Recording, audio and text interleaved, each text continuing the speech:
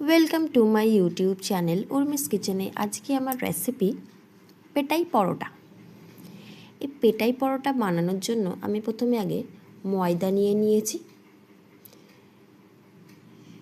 750 গ্রাম, তাতে স্বাদ অনুযায়ী নুন দিয়ে দিয়েছি, দিয়ে এটিতে একটু ময়ান হিসেবে সাদা তেল দিয়ে দিয়েছি। এটি গরম জল দিয়ে মাখবো। গরম জলের মধ্যে 2 চামচ চিনি দিয়ে এটাকে হালকাভাবে গরম করে নিয়েছি।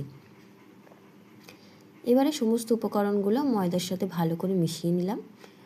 নুন আর তেলটা মিশিয়ে নিয়ে এবারে হাতের সাহায্যে ওই হালকা গরম জল দিয়ে পুরো ময়দাটাকে মেখে নিয়েছি। মেখে নিয়ে রেস্টে রেখে দেব 20 মিনিট। 20 মিনিট পরে এই ময়দা থেকে আমি লেচি কেটে নেব পরোটার সাইজের। সবকটা লেচি কাটা হয়ে গেছে। এবারে আমি পেটাই পরোটা বানানোর জন্য দুবার আমাকে বেলতে হবে, তাই প্রথমবার বেলাটা আমি বেলে নিচ্ছি। তার জন্য যেখানে বেলবো সেখানটা ভালো করে তেল মাখিয়ে নিলাম, দিয়ে লেচিটাতেও ভালো করে তেল মাখিয়ে নিলাম, দিয়ে বড় করে আর পাতলা করে বেলে নেব। এই যে এইভাবে ছড়িয়ে পাতলা মতন বেলে নিচ্ছি।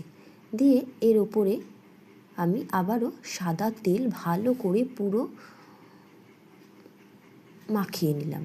এইভাবে পাতলা করে বেলে নিয়েছি যাতে এদিক ওদিক দেখা যায়।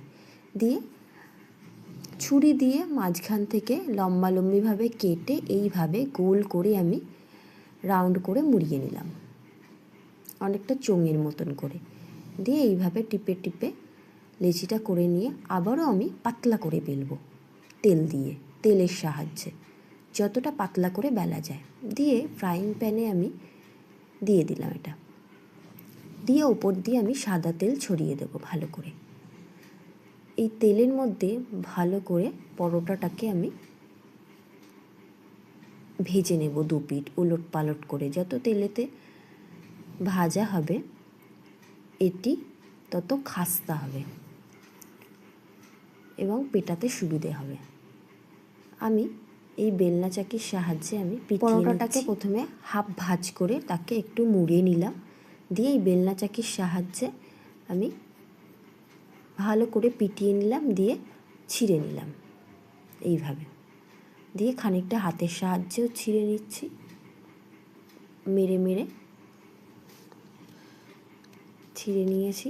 এই যে আমার পেটাই পরোটা রেডি। এটি আমি চিকেন টিক্কা মশালার সাথে সার্ভ করে দিলাম গরম গরম, আর সাথে রায়তা, শসার রায়তা।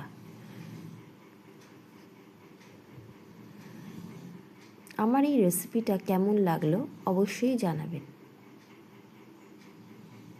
আজকের মতন এই পর্যন্ত। ধন্যবাদ।